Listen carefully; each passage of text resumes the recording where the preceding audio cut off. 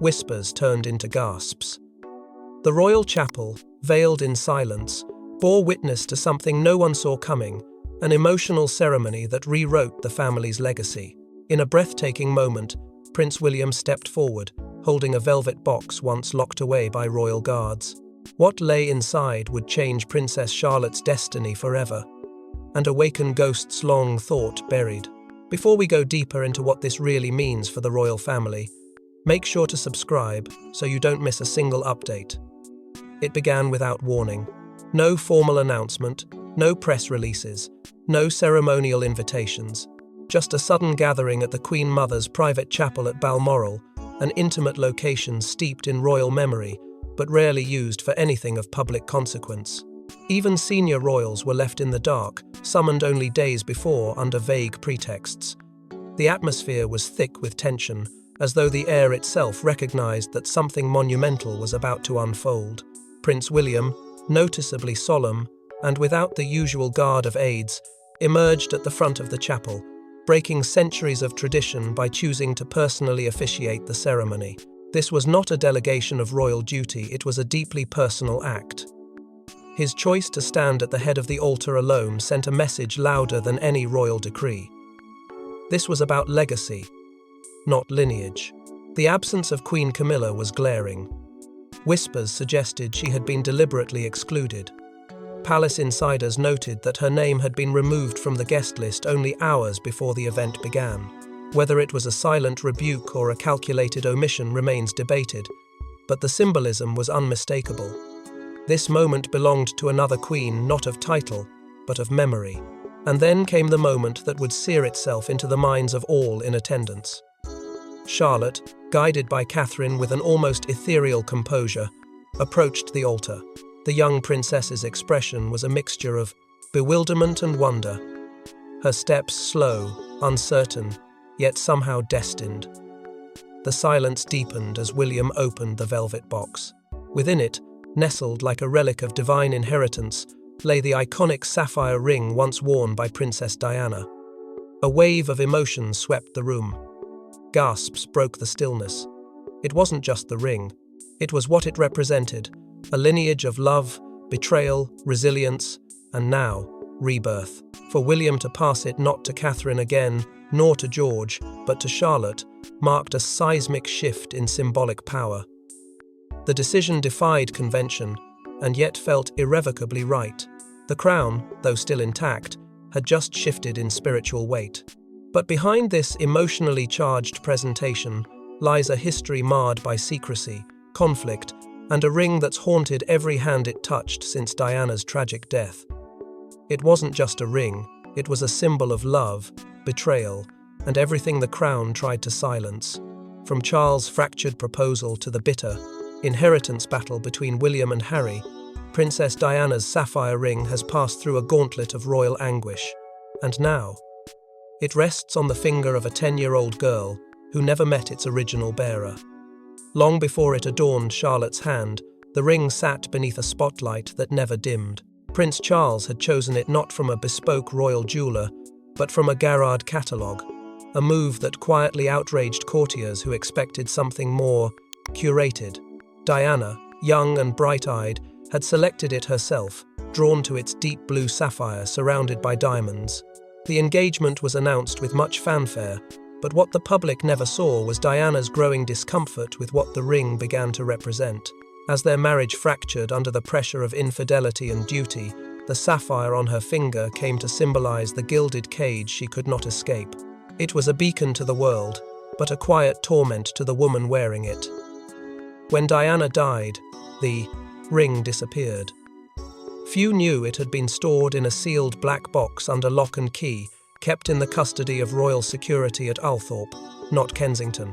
Armed guards were instructed to deny knowledge of its location. The decision had been made swiftly, with Queen Elizabeth's approval. The justification?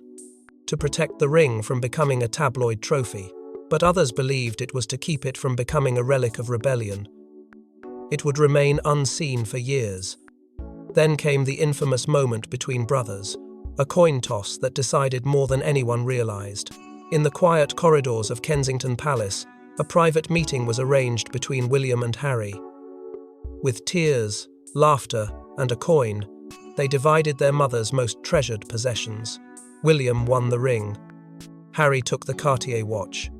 At the time, it seemed fair, but fate would twist this small act into a thunderstorm of resentment. When William proposed to Kate with that same sapphire ring, the world swooned. The world, monarchy celebrated. But Harry reportedly seethed in private. The ring he had once held his mother's talisman was now forever linked to a future queen who wasn't Diana. What followed was an invisible war. Some aides wanted the ring hidden again, especially after Meghan Markle entered the royal narrative. Fearful of comparisons, of triggers, of history repeating itself, they argued that the ring had fulfilled its legacy. But William disagreed. He believed it was a vessel of strength, not sorrow. Still, the tension simmered. Why had the ring resurfaced again now? Why had it been absent for years, only to re-emerge in Charlotte's hands during a secret ceremony? But while Charlotte now wears the sapphire once shrouded in heartbreak, many wonder why the ring surfaced again. Why now? And who orchestrated its re-emergence? Before her tragic crash, Diana recorded a final voice message kept hidden in a private safe at Althorpe. Few knew it existed. But in it, she made a desperate plea to her eldest son. If they silence me, promise me this ring finds someone who can carry it without fear. That message would become Prince William's most guarded mission. Buried beneath layers of marble, in a discreet chamber at the Althorpe estate, there exists a vault that only two people have ever unlocked together, William and his uncle, Earl Spencer. It was there, over a decade after Diana's death, that the final pieces of her legacy were discovered. Tucked between family papers and private diaries lay a sealed envelope and an unlabeled cassette tape. The handwriting was unmistakably Diana's. There was no ceremony, no press, just two men in a room, facing the weight of a mother's voice reaching from beyond the grave. The moment William pressed play, the past returned with unrelenting force. Diana's voice trembled as she spoke not with fear, but with urgency. She spoke of shadows within the monarchy, of betrayals she could no longer endure, and of a ring, not just any ring, but the ring. She described it as a burden, one she had once worn with hope but later came to associate with control, surveillance, and the erosion of her soul. But in the final lines, her tone softened. She spoke of a future bearer, someone untouched by ambition, untainted by tradition, a child not yet born, who would restore the meaning of grace, not power. Her words were chillingly prescient. William was 21 when he first heard it. According to close sources, he locked himself in his quarters at St Andrews University for 2 days. When he emerged, he was different, quieter, hardened, determined. But he said nothing of the tape, not to his friends, not to his father, and not even to Catherine when they became engaged. It was a vow he carried alone, wrapped in silence, buried beneath duty. The ring, at that time, still sat untouched in its casing, protected like an artifact of a prophecy not yet fulfilled. Years passed. The royal family evolved, scandals flared, children were born. And yet William never mentioned Diana's tape again. Not until one moment, late at night, after Charlotte had fallen asleep with a book on her chest and Catherine had whispered, "She reminds me of your mother." That single comment reopened a door long sealed. William stared at his daughter and saw it not just a resemblance, but a reflection. The same eyes, the same tilt of the head, the same quiet fire wrapped in grace. It wasn't just a likeness, it was the answer. And in that moment, everything Diana had said came rushing back. The forgotten plea, the ring, the warning, the vision. William knew Charlotte wasn't simply his daughter. She was the one Diana had seen in her mind before her life was stolen. The child who would wear the ring not to honor the crown, but to challenge its meaning. The child who would never fear its weight. As William fulfilled Diana's dying wish, palace insiders were already panicking for this act would ignite a war of succession. Beneath the surface, all eyes had been on Prince George. But this ceremony tilted the crown's balance. Behind the smiles, A quiet rivalry bruised between heirs, one prepared for duty, the other chosen by destiny. As Charlotte accepted the ring, George's clenched jaw and unspoken tension hinted at a deeper fracture forming within the House of Windsor. From the moment of his birth, Prince George had been groomed for the throne. His education was curated, his public appearances timed to perfection, and every expression watched for glimpses of the monarch he was expected to become. He bore it well. But behind the polished exterior was a boy raised under crushing expectation, his path drawn for him before he could speak. His destiny had never been questioned until now. The moment William knelt before Charlotte and entrusted her with the sapphire ring, a different legacy took root. This was not a symbolic gesture. This was a deviation, a subtle but seismic shift that whispered of a new Order One in which Charlotte's role was no longer confined to supporting cast. It wasn't just the ring, it was everything she had become.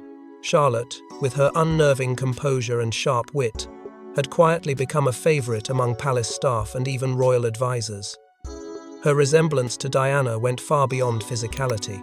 It was something in her presence, an echo of purpose, a flare of defiance behind her grace. Private tutors had begun to note her instinctive grasp of diplomacy, her uncanny ability to read rooms, to ask questions adults avoided. "She thinks like a queen," one aide reportedly confided, and it was this very insight that began unsettling the foundations laid for George. The family dynamic had begun to shift long before the ceremony. Kate, ever the anchor, found herself in an impossible position, torn between two children, both extraordinary in their own right, but each pulling the legacy of the monarchy in different directions. George, the dutiful heir who carried the traditional mantle. Charlotte, the daughter who bore Diana's fire and now wore her ring. The emotional toll on Kate was undeniable. Her efforts to keep peace at home began to show cracks behind palace doors. Quiet conversations with William turned into long silences. The balance was slipping. And then there was Charles. The king, already facing internal pressure over Camilla's increasingly fragile public image, began expressing concerns privately about Charlotte's growing influence. He questioned the optics of the ceremony, the symbolism of Diana's ring bypassing George entirely.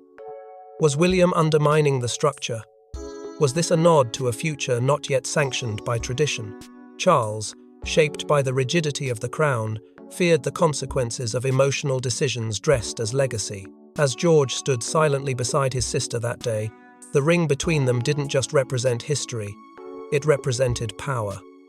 And for the first time in his young life, George wasn't sure where he stood in the future of the monarchy. The cameras caught only a smile, but behind it tension brewed.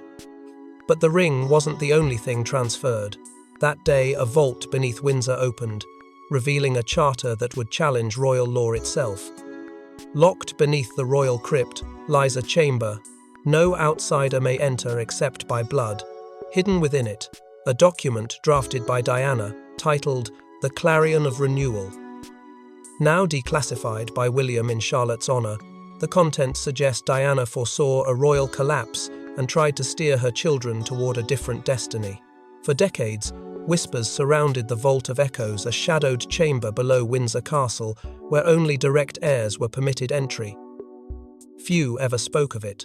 Fewer still had actually seen what lay inside. But after Charlotte received the sapphire ring, William returned to the vault with a singular purpose.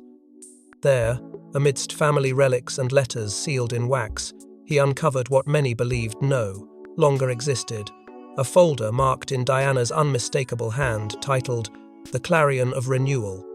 The document, long hidden, bore not the tone of a mother grieving or reminiscing, but of a revolutionary with quiet fury. It wasn't written for the institution, it was written against it. Page after page, Diana poured her mind into a vision of the monarchy, rebuilt from compassion rather than command. She wrote of courtiers who wore kindness as costume, of rituals that alienated rather than united, and of a family that was slowly crumbling beneath the weight of pretense. But buried within these declarations were letters, one to each of her sons, and one to someone not yet born. To the girl who inherits my fire, it read, "You will not wear the crown, but you will hold its conscience." She called her the matriarchal pivot, a term that stunned even Catherine when William read it aloud beside her. Catherine, typically composed, was overwhelmed. It was as though Diana had written it knowing Charlotte would one day rise in the public eye not as a queen, but as a force the monarchy would be forced to reckon with. William, holding the pages in his hands, felt something ancient awaken. This wasn't simply a family legacy, it was a mandate. Diana hadn't wanted her sons to preserve the monarchy. She wanted them to question it, reshape it, and when necessary, reject the parts that had hurt her most. Once William made the decision to release the Clarion of Renewal to select members of the Royal Advisory Council, chaos followed. Some saw it as a prophetic gift, a manifesto from a woman ahead of her time. Others, particularly those loyal to older branches of the family, called it a threat. There were calls for it to be resealed, destroyed, buried again beneath Windsor. But William refused. In the document's final paragraph, Diana wrote, "If the old world collapses under its own cruelty, may the future be shaped by someone who was taught to feel before she was told to rule." With the document now made real, questions surged through palace corridors. Was Charlotte's role evolving beyond what anyone had imagined? Had Diana truly intended for her granddaughter to become more than a symbol, perhaps even a compass for the monarchy's rebirth? While Diana's vision reawakens inside palace walls, not everyone is prepared to let go of old hierarchies, especially those who believe Charlotte threatens their own place. Hours after the ceremony, Queen Camilla stormed from Windsor. Her official portrait, once hanging in the East Wing, was quietly taken down by William's order. Rumours swirl. Was this retribution? A declaration of a new royal matriarch? Or the beginning of Camilla's silent exile from the inner circle? The omission wasn't accidental. Camilla, who had attended nearly every major royal occasion since her marriage to Charles, found herself uninvited to the most emotionally significant ceremony since the Queen's funeral. The decision was deliberate, and it wasn't made by the King. It was orchestrated by William. The message was clear. The legacy being honoured that day belonged to Diana, and there was no room for the woman once seen as her greatest rival. The optics alone were staggering, but what followed revealed a deeper strategy long in motion. Not long after the ceremony, palace staff received discreet orders to remove Queen Camilla's portrait from the East Wing, a corridor that had, until recently, been curated with royal care to highlight current monarchy figures. No public statement was made, no press release followed, but within hours, whispers became headlines. The Queen Consort's image had been removed, not relocated, replaced not by Charles, but by a neutral crest and a velvet drape. The symbolism couldn't be missed. Camilla was reportedly blindsided. Her reaction, described by multiple insiders as explosive, triggered a confrontation with Charles that reverberated through Windsor. While the official line maintained she was unwell and resting at Highgrove, those closest to the palace knew the truth. Camilla had been humiliated, not by tabloids, but by the future king himself. She viewed the portrait's removal as a public stripping of stature, an erasure of presence, authority, and acceptance. For a woman who had fought so long for her place, it was a devastating public blow. What made the silence louder was Catherine. Present, composed, and unmoved, she offered no apology, no comfort, no protest. Her stillness was interpreted by many as passive consent. She had stood beside Charlotte during the ceremony. She had watched the ring placed. She had nodded. And when the portrait came down, she said nothing. For Camilla, it wasn't just William's act. It was the realization that Catherine had crossed a threshold, not as a princess, but as a queen in waiting, aligned with the ghost of Diana rather than the institution of Charles. Behind the scenes, factions were forming. Advisors loyal to Camilla warned of a quiet palace war. Those close to William and Catherine described it differently. Not a war, but a reckoning. Lines had been drawn. The royal matriarchy was being redefined not through proclamations, but through actions calculated, irreversible, symbolic. And in this silence, A new unease gripped the palace. If Camilla could be erased from one wing, what else could be restructured without consent? What else had William inherited beyond the crown's future? Yet the most explosive twist came not from the living, but from a sealed envelope that resurfaced, bearing Princess Diana's handwriting, "To the daughter I never held, but always knew would come." These were the opening lines of a letter, never seen by the public until now. Unsealed by William moments before the ceremony, Diana's final words to Princess Charlotte are nothing short of prophetic and terrifying in their clarity. The letter had been sealed alongside Diana's will, entrusted to her personal solicitor with strict instructions. It was never to be opened unless a specific condition was met. That condition, written in Diana's hand, was chilling in its foresight. "When the girl who mirrors my soul is ready, place this in her hands." For over 2 decades, no one dared to interpret its meaning.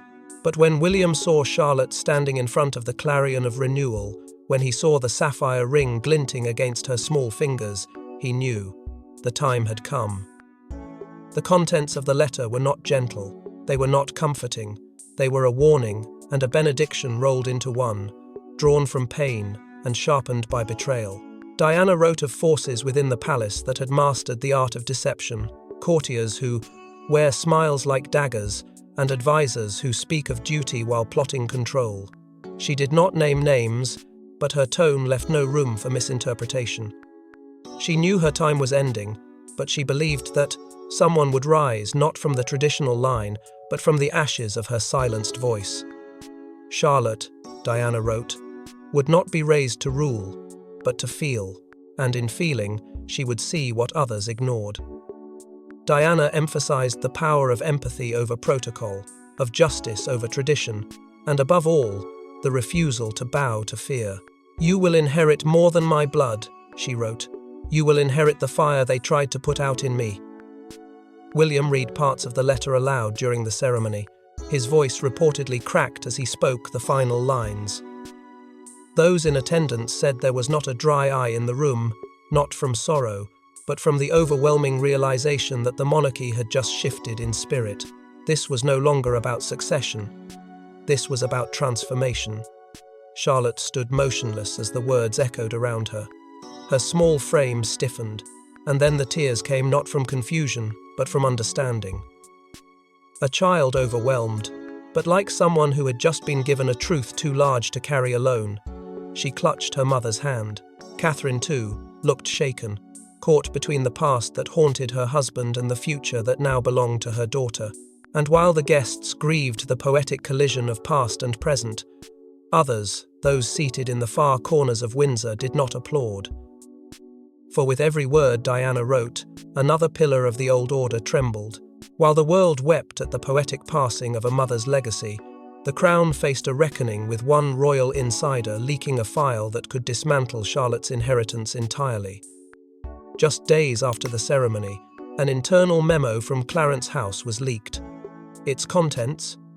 A legal objection to the transfer of Diana's ring to a minor, filed under an archaic clause known only to palace lawyers. The move blindsided William and threatened to strip Charlotte of her symbolic inheritance overnight. The clause in question, buried deep within royal archives, was called the Crown Heirloom Protection Act of 1912. Obscure, dusty, and rarely invoked, it was originally designed to prevent valuable royal artifacts from falling into the hands of non-royals through marriage or political scandal. But its language, vague and open to manipulation, left room for interpretation. According to the leaked document, the ring's transfer to Princess Charlotte had breached succession-bound preservation rights, as it had not passed through the official Crown Item Registry. More damning, the memo was signed off by a senior Clarence House aide, and in the margin, barely legible but unmistakable, was the name Camilla. The revelation hit the palace like a lightning strike. The ceremony, once thought to be a tribute, was now under threat of reversal. William was incensed. He had broken no laws, at least none that had ever been enforced, but legality wasn't the game being played here. This was about leverage. This was about sending a message. And when he demanded an audience with his father, it became clear this wasn't a misunderstanding. The meeting, held behind closed doors in a drawing room at Sandringham, was said to be tense, clipped, and left unresolved. Charles, torn between paternal loyalty and sovereign obligation, reportedly offered no assurances. What shocked William most wasn't the clause, it was the silence that followed. The news was quickly picked up by the press. First whispers, then headlines. Queen Camilla moves to block Charlotte's inheritance. Diana's ring at centre of legal row. The backlash was swift and ferocious. Public support for Charlotte surged. Commentators across the country questioned how the monarchy could justify withholding the very ring that once belonged to Diana, now placed in the hands of her granddaughter. The emotional investment of the people had reached a boiling point. Behind the palace, to walls, the human cost was even more severe. Catherine, normally composed and diplomatic, reportedly broke down in tears when she learned of the objection. Her daughter's moment, meant to be a bridge between past and future, was being weaponized in a brutal internal power play. She had fought for peace between generations, and now that peace was unraveling in front of her. But William, already hardened by decades of silent battles, stood resolute. "Let them try," he was overheard saying. "She's already more royal than those hiding behind their laws." This wasn't just about a ring anymore. It was about the right to remember, the right to honour, and the right to redefine the monarchy on their terms. The legal clause may have been rooted in tradition, but the fight it ignited was anything but traditional.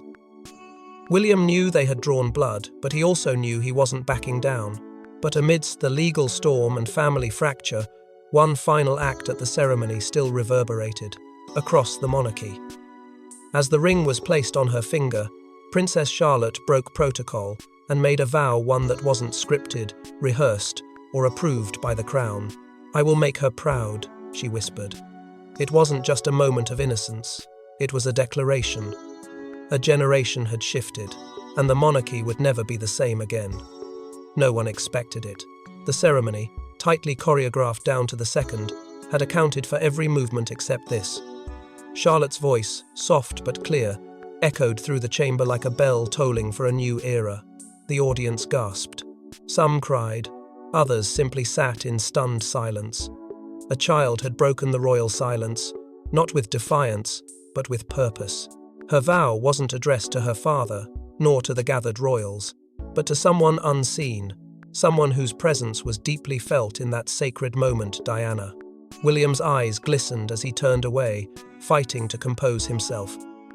Catherine, ever graceful, reached out, instinctively, but her hand trembled.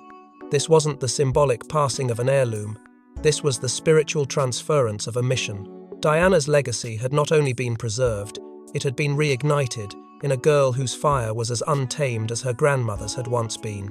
The ring now stood for more than remembrance. It stood for rebellion wrapped in grace. The staff who watched from the shadows murmured quietly, as though frightened by what they had just witnessed. "It felt like Diana was in the room," one whispered. Another simply said, "She's back, just not how they expected." The vow had bypassed the traditional confines of protocol, drawing a line not in blood or rank, but in belief. Charlotte hadn't just accepted the ring, she had claimed the responsibility it carried. In a single, unplanned moment, she had pierced the veils of tradition and reclaimed what bureaucracy and silence had tried to bury.